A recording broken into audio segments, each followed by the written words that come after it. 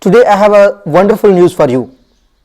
It is a wonderful news for those people who are either researchers or writers, are tired of collecting the data, going into the field every other day and asking the people to fill the questionnaires. The news is that Pakistani startup Auto Survey has got funding from the Bill Gates Foundation. This is the first startup from Pakistan which has got the funding from Bill Gates Foundation. This startup will work just like Uber.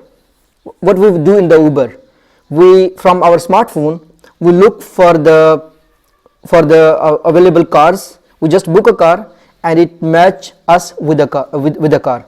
Similarly, in Auto Survey, the plan is that using artificial intelligence, using Google Maps and using geography of the people, if you are a researcher, you will use that app and you will connect to your target respondents. You will connect with them and you will request them to fill your survey. So many things will change after this thing. I don't know how early they will be successful to launch it. Already the Auto Survey app exists. You can search in your Google Play. I will also put the link inside the description of the video, and I will also put it below the description of the video.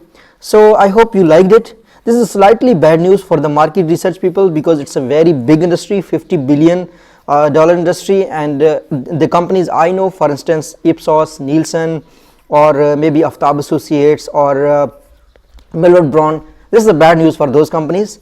But at the end of the day, this was going to happen. In any case, every industry is getting disrupted, so the data collection field is will get disrupted very soon, and data collection will be easy. The interesting part is that it will also make it will also, I hope, help in removing the errors, and it will also help the respondents, in a sense that might be companies will pay directly to the respondents that amount, and in this way the companies or the researchers will get the timely data. Follow channel Buzdar Insights or Muhammad Farooq Buzdar. If you are watching it on my own channel Muhammad Farooq Buzdar, follow it so that you get the updates in the tech world or in the research world